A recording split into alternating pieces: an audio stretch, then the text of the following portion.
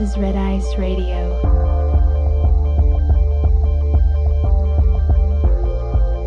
From the visible to the obscure.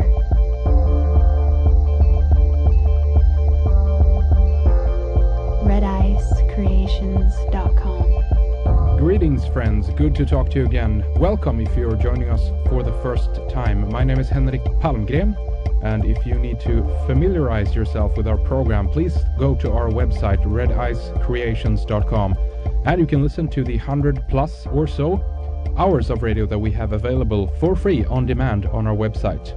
We also have a TV program and a member section with much more: films, second-hour radio shows, videos, commentary, music, and much more. Filmmaker and author Jay Weidner is with us today on the program to talk about Kubrick's Odyssey, secrets hidden in films of Stanley Kubrick.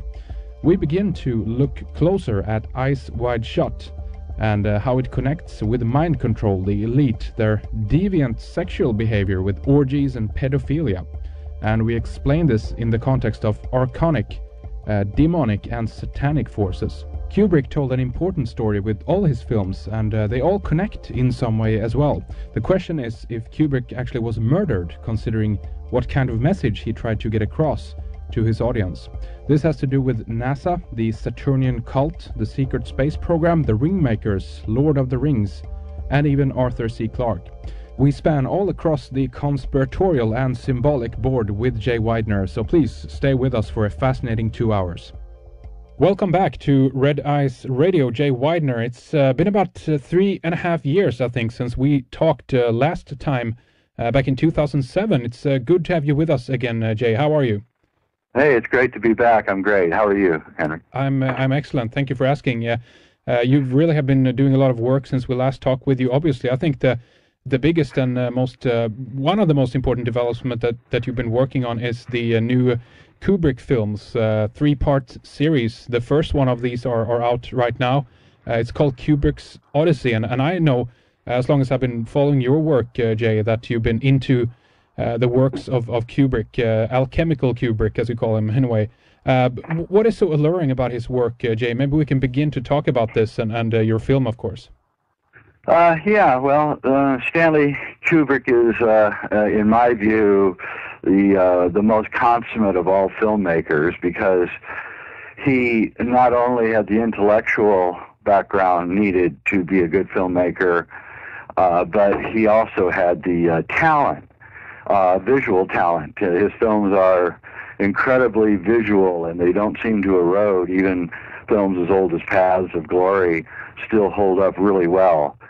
And so it was a combination of his intellectual skills and his technical skills that attracted me, and the fact that he didn't like to tell stories in the way that Hollywood prefers stories to be told, and that attracted me. But most of all, it's his content, and each film takes a different part of the human drama and breaks it apart so that we can understand it and therefore ourselves a lot better. And my whole thesis, of course, is that he was, after Dr. Strangelove, when the military saw the technical feat that he did creating the B-52 bombers, they realized that this guy was really good, and they hired him to do the Apollo moon landings, which is not to say they didn't go to the moon. I do believe they have gone to the moon, but I don't believe what they showed us was really true, and I think I proved beyond any shadow of a doubt in the new film, Kubrick's Odyssey, how he did it, showing devastating evidence of it.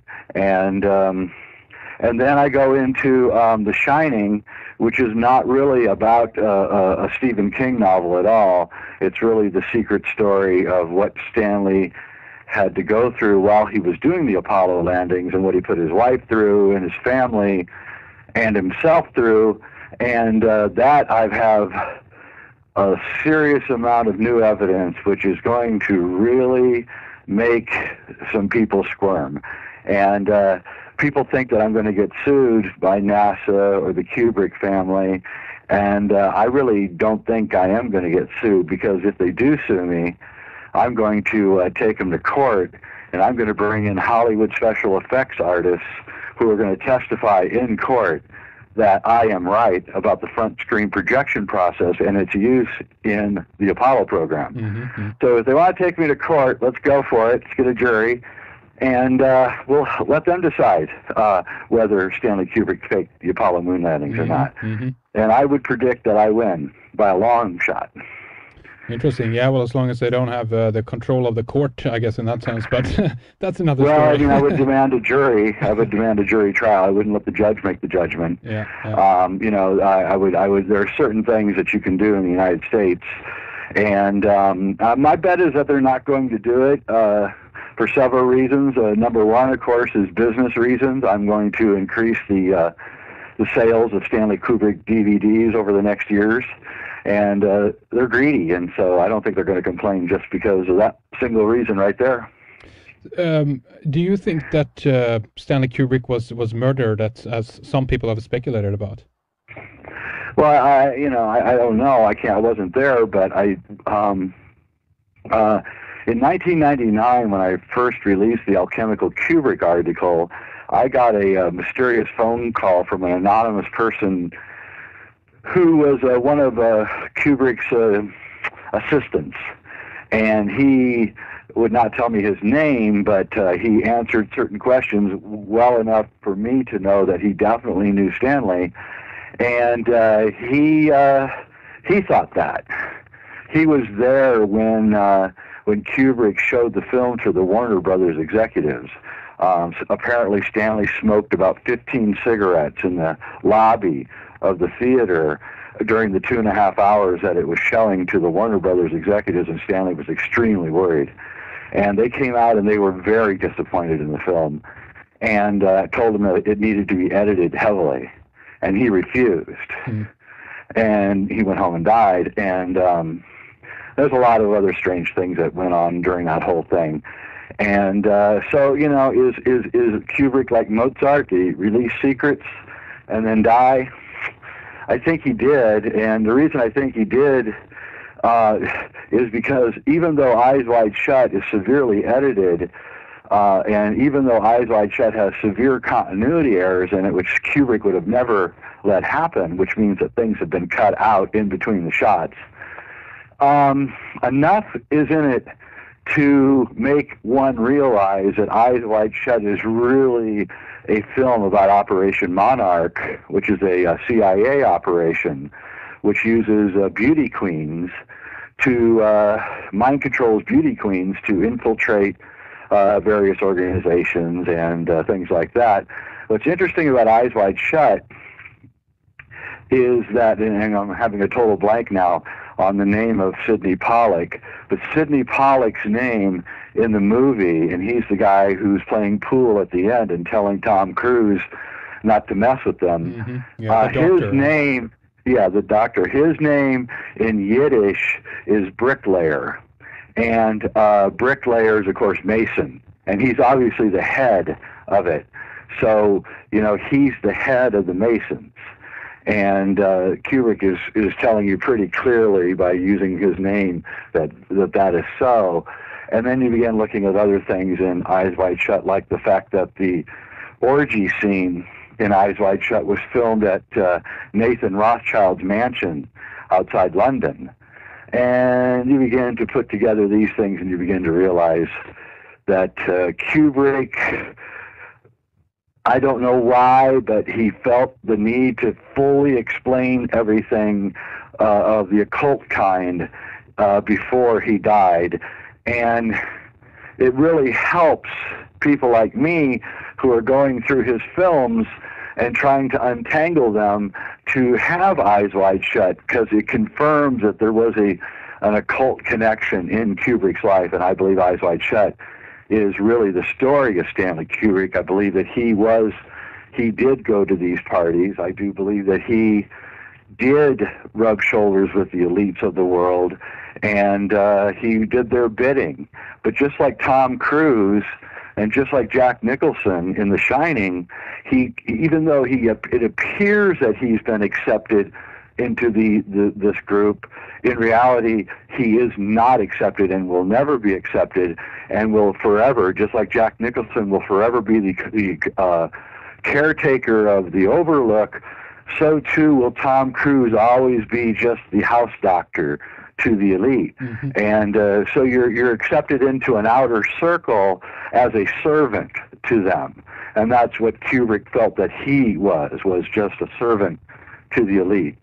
And this is why he walled himself off in a big estate in London and chased people off with shotguns and things, notorious, not because he didn't like people, but because he was so bloody paranoid over what he had seen and what he had done and what he knew, mm-hmm. that he didn't want anyone around him, because somebody died. Kubrick is obsessed with this idea, both in The Shining and Eyes Wide Shut, that somebody knew something about him and they paid their life for it, whether it's the girl who saves him at the orgy or whether it's Halloran dying in The Shining.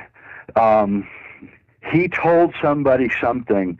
They died because of what Kubrick told him, and this haunted Stanley all the way to the end of his days. Mm-hmm. And this is why he was a recluse and why he was so strange. And I think it's completely and totally understandable. And, you know, Kubrick was just a young guy when he got involved in this. He was only 33 when he started getting into this, and it looked good to him. It looked sexy. It's like the scene in The Shining where Jack Nicholson sees the beautiful woman and he starts kissing her, and she turns into an old hag who starts laughing at him. Well, that scene's not in the book. That scene is Stanley telling you that he thought this was going to be a sexy thing. This was going to be totally cool. We're going to do the Apollo moon landings, be accepted into the elite, and make any movie he wanted. And it turned out instead to be an old hag laughing at him, exactly the opposite of what he expected. Mm. Very interesting. What do you think is the, I mean, as you point out here, there's a kind of a story that is being told through many of his films and many different kinds of secrets and many different dramas playing out. But do you think that there is a single one most important piece of information that he was getting out through his movies? And if so, was that the reason why he was potentially taken out as well? Yeah, I think you can see that, you know, the way he starts it out, Paths of Glory. Well, The Killing is really about how his obsession with time and how he breaks time up into different segments, and you can be in the future, and then you can go into the past, and then you can be in the present, and all these things are happening all at once. Incredibly ambitious for a guy in his 20s in the 1950s. Paths of Glory is a whole story of what World War I really did to Europe and the corruption that it caused in Europe. And Dr. Strangelove is, you know, his view on the military-industrial complex. 2001 is his alchemical view.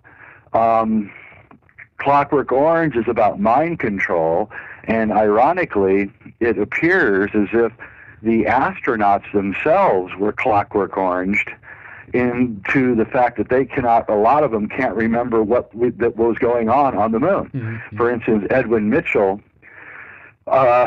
could not remember what happened to him on the moon, on Apollo 14, and he went to the famous hypnotherapist Robert Masters, whom I knew while he was alive, and Robert Masters told me that Mitchell came to him very troubled because he couldn't remember what it was like to be on the moon, and they took him through a deep amount of hypnotherapy to recover the memories, and they never recovered them.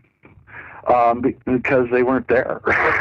And Buzz Aldrin, in his book Return to Earth, which he wrote about the Apollo missions, he talks about the one-year anniversary of Apollo 11, and he's on the stage at Las Vegas, a big celebration for the one-year anniversary, and a reporter says, "Hey, Buzz, come on, tell us the truth. What was it like to be on the moon?" And in his own words, and you can read it in the book, he says, "I started quivering, my legs got weak, I wanted to throw up, I went out, I couldn't speak anymore, I went out into the alley and smoked cigarettes until I could recover." So he was clockwork oranged. As soon as the subject came up, he got ill. This is why Neil Armstrong won't do any interviews, because he's probably going to get sick talking about it. Yeah. And, so this is, Kubrick was telling us about the mind control that was going on before we actually even knew there was such a thing as mind control. And the same thing, Barry Lyndon is about, again, getting close to the elites, but never really being accepted by the elites. You can have the name of the elites, you can have the look and the mannerisms of the elites, but you could never get in. Barry Lyndon could never really get into the elites. The Shining is a story of the Apollo missions and a lot more. Also pedophilia, which is another recurrent theme within the work of Stanley Kubrick, which sits under the surface. But it may be that one of the reasons that Stanley was offed was that the real story of AI was going to be a story of pedophilia cults, and they really didn't want that one to get out. So I think he was planning a 1-2 punch. He was planning an eyes wide shut AI punch that was going to not only solidify his stature, but was going to reveal the final secrets of this occult society. And he was snuffed out. Spielberg took the script and rewrote it and put out a pathetic film, and the rest is history. We know obviously that as you say, Spielberg took over AI, and there's probably very little left of what Kubrick worked on in that movie. But more curiously, we know that Eyes Wide Shut wasn't really completed as well, wasn't it? Now there was many parts missing, there were scenes missing, and certain things to me to this day when I watch the movie doesn't make sense. And I wonder what portion they left out there. What do you make of that, Jay? Well, I think they left out the Monarch programming part. I think that Nicole Kidman was at the orgy, for instance. I think she was wearing a mask, and she was there when Tom Cruise takes off his mask. I think that the Hungarian is at the beginning of the film that's dancing with Nicole. Kubrick is part of this group, and he seduces her, of which they cut out. I think that the entire scene at the end with Sidney Pollack has been completely re-edited. And there's a series of dream sequences, which I saw when I was in France, before the film was released, which are definitely removed. And these were eerie, strange Monarch programming type scenes with Nicole Kidman, which were really scary. And they vanished into thin air. This assistant who called me told me that Stanley was really worried about certain parts of Eyes Wide Shut, and that the people running the studio would be offended. But he had a contract, an ironclad contract, with Warner Brothers that said that no one could touch his films. And so the only film of Stanley Kubrick's outside of Spartacus that the editing was not done by Stanley is Eyes Wide Shut. And that's a bloody shame. And I would have loved to have seen the movie, but you can tell that the movie isn't done by certain peculiarities which any filmmaker knows, which is if you watch a film, there's this aggravating, continuing repeating of lines. So somebody will say, I saw you at the party last night, and then Tom Cruise will say, the party last night? Right? These kinds of things. These are things that you shoot for good acting, but you cut out in the editing process, right? This repeating of lines. Right. It's a movie thing to get the actors relaxed into their role, but you cut it out. You don't have them repeat. And so we know that Kubrick had at least one more pass on the editing bench, at least, before the film was going to be released. And they just went in with a meat cleaver and chopped out all the important stuff and left in all the mistakes. I don't know why, but well, I do know why. And so you look at it and you can see there's this continuous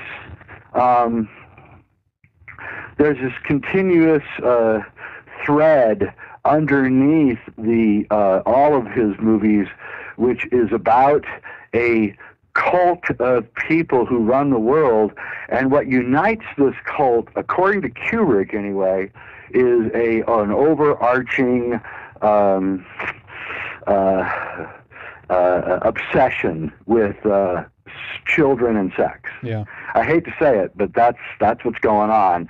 And when I get into the third film, I'm going to lower the boom on that, and I'm going to prove it beyond any shadow of a doubt. And the few people I've shown it to were almost sick with nausea after I showed it to them. And Kubrick was definitely putting it in there because, you see, here's the thing about Kubrick.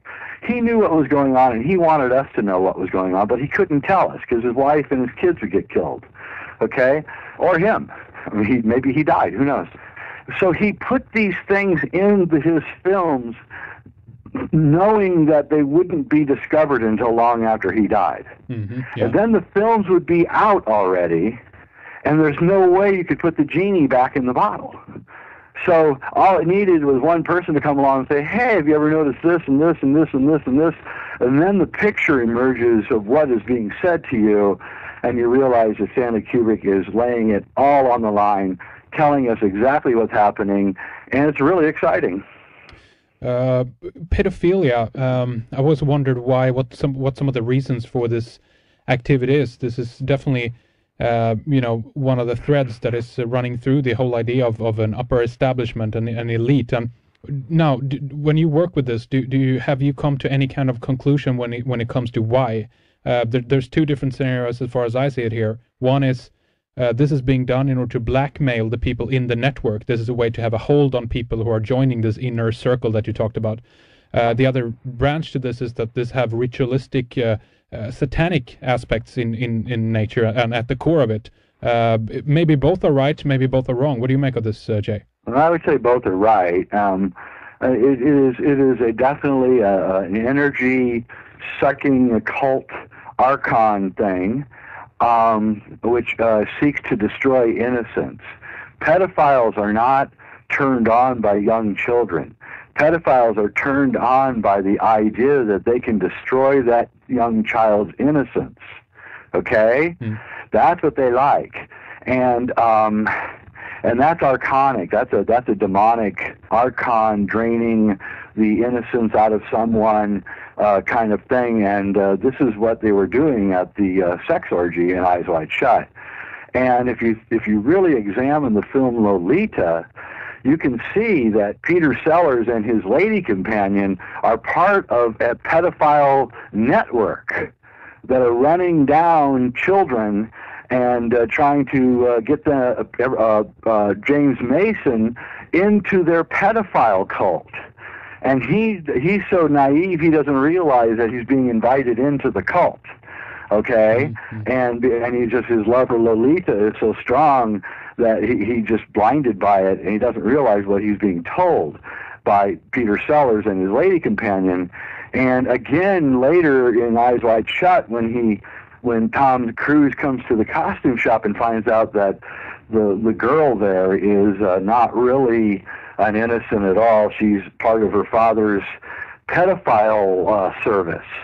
And so it's both. It's how do you compromise, which, maybe even Stanley had been compromised. It's entirely possible. And another thing which is interesting about all this, which I'll get into in the third film, is that all through Stanley Kubrick's films are these teddy bears. They're everywhere in all of his films. At the very last, I think it's the last shot of Eyes Wide Shut, is Tom Cruise and Nicole Kidman watching their daughter walk down the aisle in the shopping store, surrounded by bears, teddy bears. And if you type in pedophile and bears on Google, you'll discover that there's a insignia called pedo bear, which is what pedophiles use to tag a kid who might be interested. Okay? And it's a little teddy bear. And if you go further into this, you find out that pedophiles call them pedophiles who are hairy are referred to as bears. Okay? And frankly, Stanley Kubrick comes off as a bear when you look at him. Okay? Now, I'm not saying that he was a pedophile. I don't think he was. but I think the pedophiles referred to him as a bear because he was hairy. And don't forget that Arthur C. Clarke is a notorious pedophile, who was one of Stanley's best friends in London at the time of making it 2001. And so we see that he's hanging out with Arthur C. Clarke and his group of people who are mysteriously linked into the German scientists that Arthur C. Clarke is trying to get into NASA in the early 60s.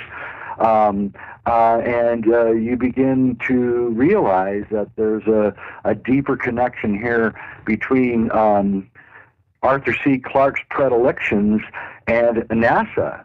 And I mean, it gets really strange. I mean, there's all sorts of odd things going on inside this story, that don't seem connected, but actually they may be. Mm-hmm. For instance, one of the things that drove Jim Garrison crazy in the Kennedy investigation, in the assassination of Kennedy, was that right before he got the job at the school book depository, Lee Harvey Oswald was working at a company called Riley's Coffee Company in New Orleans. And when Garrison went to talk to all the employees at Riley's Coffee Company about Lee Harvey Oswald, he discovered that there were no more employees there, even though it was only a year or two later that knew Lee Harvey Oswald. So he decided to track down these ex-employees and find out where they were and talk to them. And guess where they all went? They all moved to Houston and became members of NASA. Okay. The strange thing to move from an employee of a coffee company to an employee of NASA, I find. Sure. And Garrison went to his death. He wrote me a couple times about this, and he went to his death trying to figure out why there was this NASA connection everywhere that he looked, including Texas, where Kennedy was killed, which is Johnson was, really NASA's senator. That's what he was called. And so you look at this and you can see that, you look at Barry Nelson at the beginning of The Shining, the manager of the Overlook, and he has a toupee that makes him a dead ringer for JFK, okay?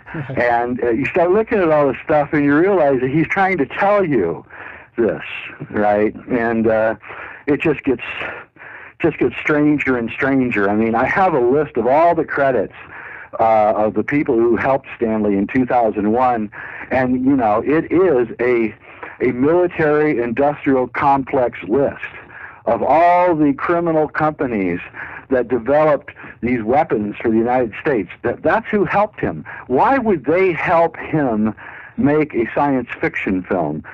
Companies generally just don't contribute employees to other private enterprises for free. So, why are they helping Stanley? Why are they all getting together and helping him? And the answer is because they're fleecing United States people out of $40 billion that was supposed to go to the Apollo moon program and by faking it. And do you think that this money then actually went to the real space program behind the scenes? I do. Yeah. I do. And I think the people that were working on NASA, and those are the people who are most upset with me, by the way. I get a lot of emails from people who were working at Rocketdyne and McDonnell Douglas and these companies working for NASA, and they're really angry at me because they say, well, I did all this work, and you're telling me that it was just a big fake. Well, you did do all the work. It's true. You did good work, I'm sure. Yeah. But you weren't doing it for Apollo. You were doing it for the secret space program. It's quite brilliant, too. Yeah. Well, exactly. That's quite interesting. I definitely want to talk more about that. That's one thing about the occult NASA connection that I've been reading about, that it's the most obvious one to me, I guess, in that sense. That has to do with the developments that happen at White Sands, specifically JPL, the Jet Propulsion Laboratory. We have people like Jack Parsons and the so-called Babalon Bunch doing some interesting ritual magic connected to the JPL facility and all that as well. That's one of the more obvious ones that I know about. But beyond that, what else is there out there in terms of NASA that are connecting the threads to this the upper elite, the establishment, Jay? Well, I mean, the most interesting thing, of course, is that the scientists in Germany that developed all of this stuff were all members of a group called the Saturnian Society. And I'm not, we don't really know all that much about the Saturnian Society, but I just find it interesting that, they named the rocket the Saturn V, even though it was going to the moon, which was strange. And but more interesting than that is the obsession that NASA has had with Saturn, and including sending the big ship that's out there now, collecting thousands and thousands of images of Saturn and its moons. And you just got to wonder what's going on. And if you read Ringmakers of Saturn, which is an astonishing book by a scientist here in the United States, Bergson, about the objects that the Voyager photographed in the rings of Saturn during the Voyager flyby, and the things that that they're picking up now, especially on Titan and the hexagonal rings on Saturn, and things. You start wondering. You have to wonder what Saturn actually is, and the myths around Saturn and everything are just so interesting. And then you realize at a certain point that this cult is a Saturnian cult. And and if you go into the mythology, you realize that Saturn was really that there's a war, kind of a spiritual war between the followers of Jehovah or Jupiter and the followers of Saturn or Set. Okay? Mm-hmm. Jehovah means Jupiter, Zeus. The followers of Jehovah, the Christians, the Muslims, and the Jews, are actually following Zeus, because Jehovah is Jove, which translates directly to Zeus. And all they did was they just got rid of all the other gods and made Zeus the primary god. And the same thing with Saturn. Saturn was the god before Jehovah, before the Jovian religions came 3,000 years ago. The people were worshiping Saturn and Set, who is the Egyptian god, and Saturn is time and Chronos and all these things. And you begin thinking that, there's something about Saturn that we haven't quite figured out that they know. Yeah. And I think that Saturn might be some kind of hyperdimensional gateway or something. Mm-hmm. I'm not sure. I just know that there's things that are going on Saturn which are absolutely mind-boggling, and NASA knows about it. And another interesting thing about this is in 2005, there was a TV series in the United States called Revelations, and it only lasted 6 shows. It was a summer replacement, really wasn't a very good show, and it was financed by the Catholic Church.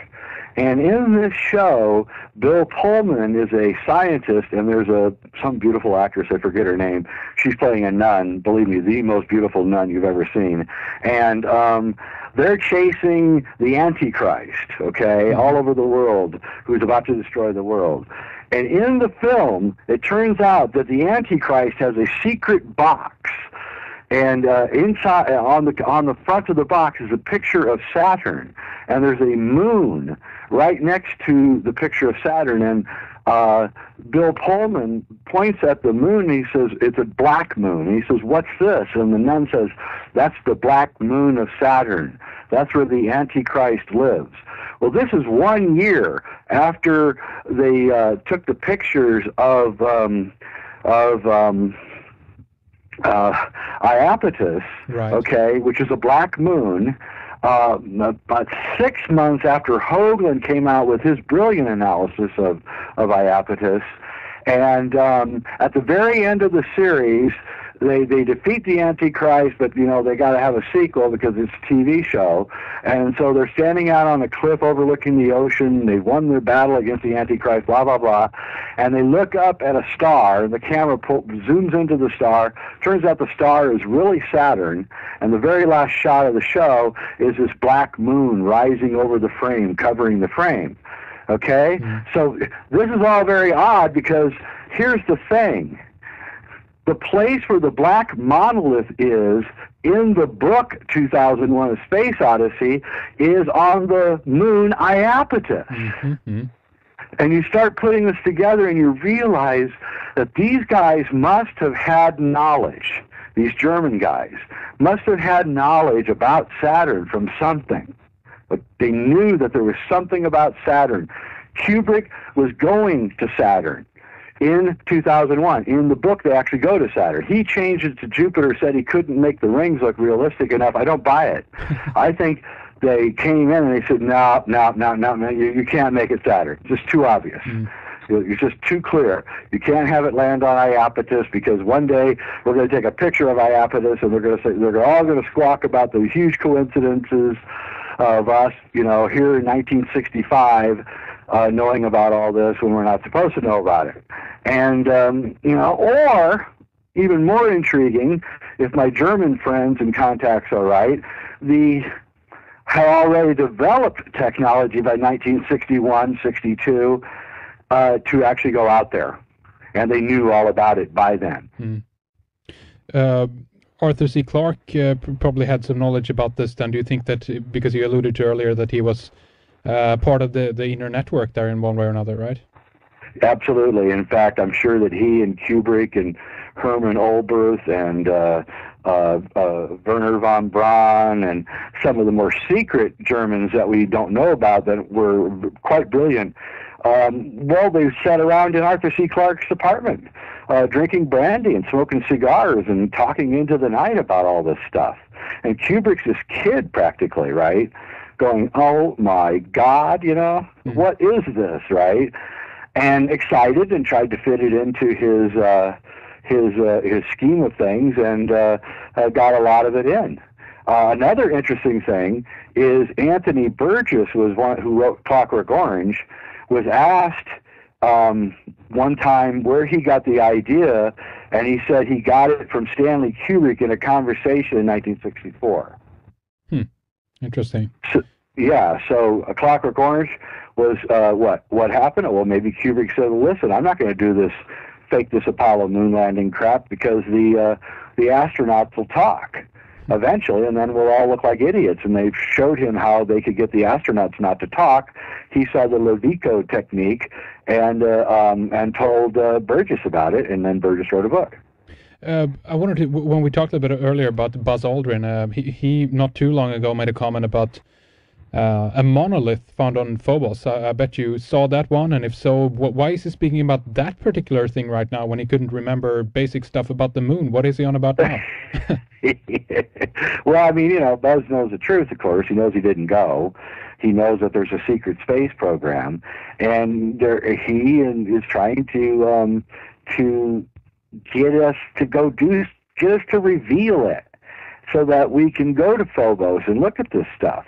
And, you know, we've already been to Phobos probably several times, and he knows that too. And so, you know, a lot of these guys are irritated. They were told years and years ago that, yeah, we'll keep a lid on it, you know, for 10 or 15 years, and then we'll release the fact that we have all this technology, and the world will be a better place because we'll have energy that's clean and efficient and all that.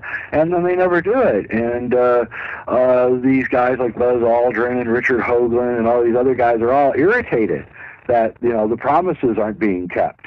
And so they're pressuring them to release this stuff. But I got news for all of those guys. They are not going to release it, ever. We're not, they don't want us to know about it. They don't want us to have it.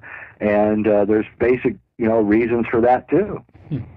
So I want to talk a little bit more about, I mean, some of the symbolism here in terms of Saturn as well. The Lord of the Rings, right?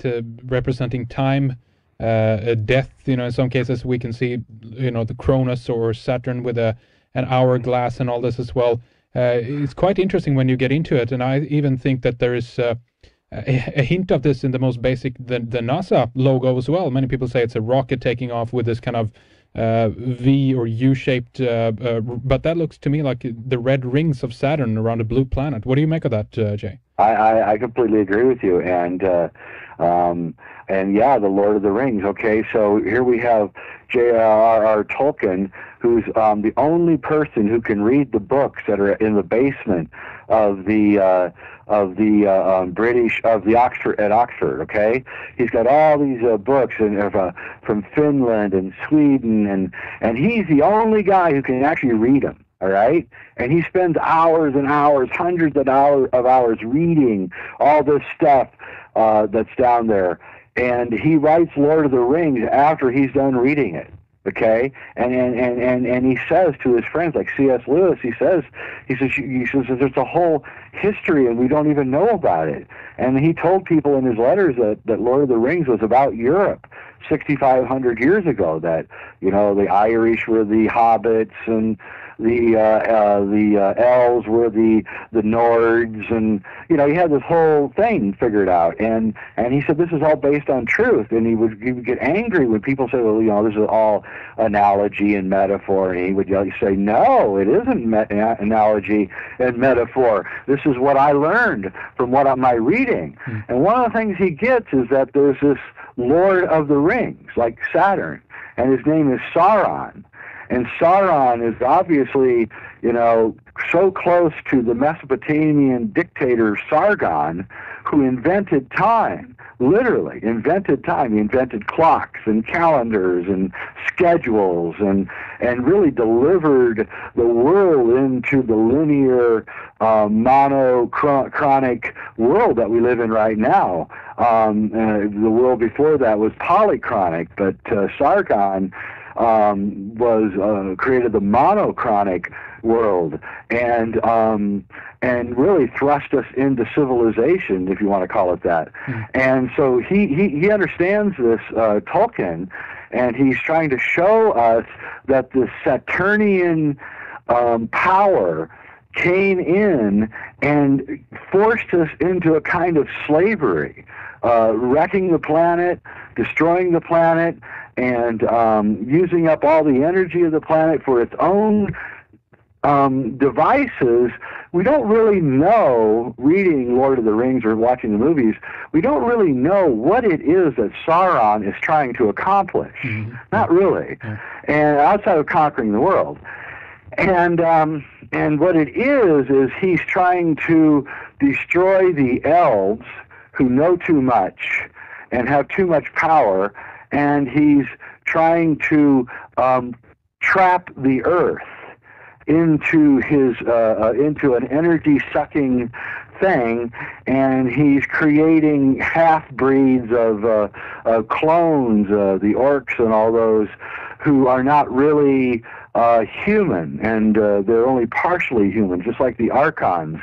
And he knows all this, and he's reading all this, and he's absorbing it, and he's getting it, and so this knowledge was in our own histories, and it has been wiped out by these Archons, these forces that don't want us to figure out what's going on.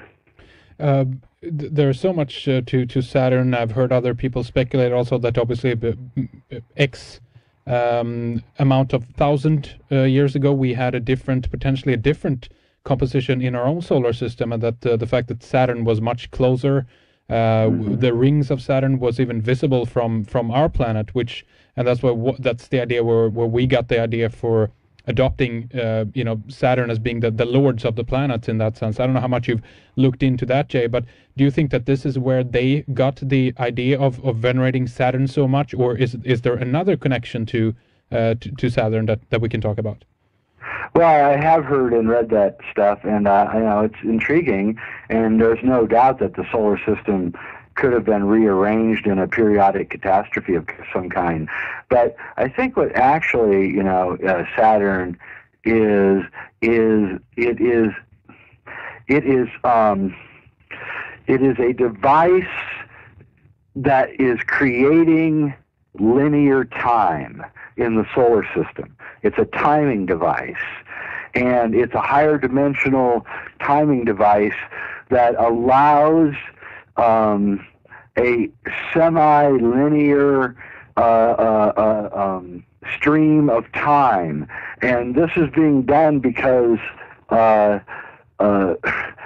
the only way that certain powers can get things done is through taking us out of a polychronic world, i.e. hunter-gatherer or farmers or people who don't really, they just get up when the sun goes up and they go to bed when the sun goes down, to a monochronic world where we can all meet on airplanes and create machines and factories and go to work all at the same time. And so Saturn is the god that sets us. He sets us into something, and then we can't get out. And it's a trap. It's a time trap.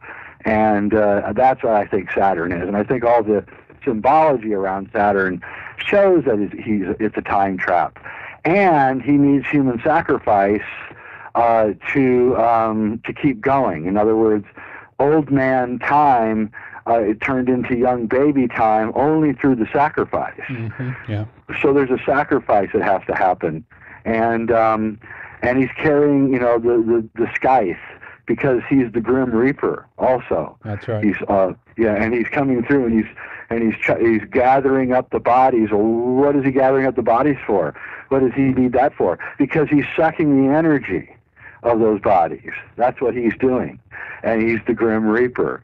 So he's the Grim Reaper, he's Father Time, he's Kronos, he's Satan, he's Set, he's he is the embodiment of this kind of time trap that we're all caught in right now.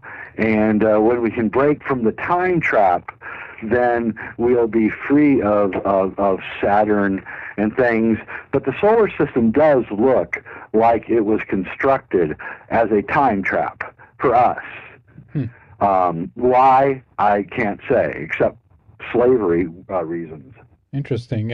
In one of the mythological stories as well, he ends up eating his own children. We have this aspect of sacrifice again. It needs a sacrifice in order to continue its own process in one sense, and that's obviously an obvious tie-in to this idea that we have ritualistic / satanic sacrifices taking place at the same time as there is certain this weird sexual behavior that we talked about earlier, pedophilia, what have you. Seems we have the murder aspect tied in with that as well, don't we, Jay?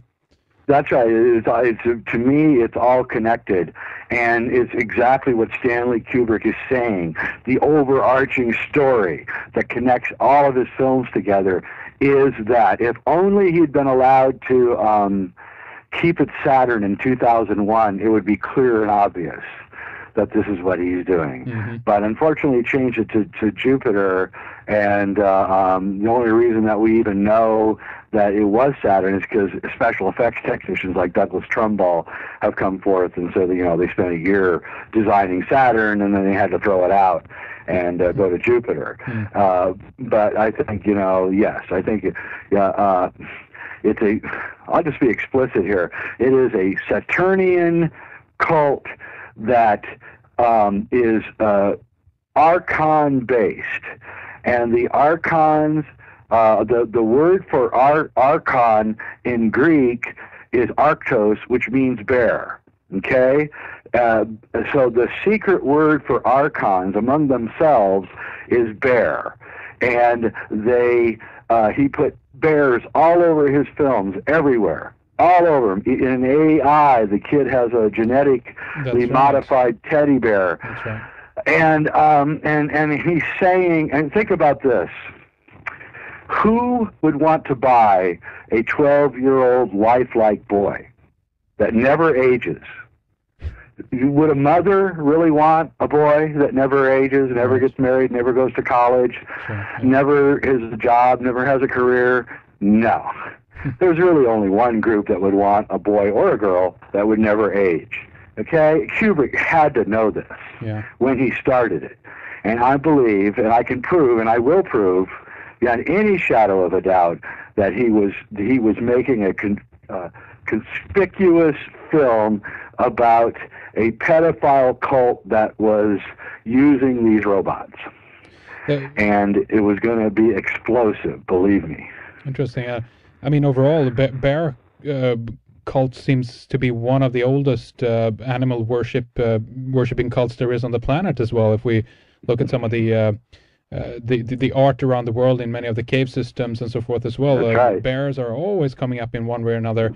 Now, do you personally believe that this has to do an astrological connection to Ursa Major, or is it, as you say here, is it more, on the nose obvious that this is tied to Saturn then in some way, are you saying? Well, yeah, I mean, I have to get into kind of like odd hyperdimensional physics, but it's like if you want to enter into the Earth stream from outside, you've got to come in on the North Pole.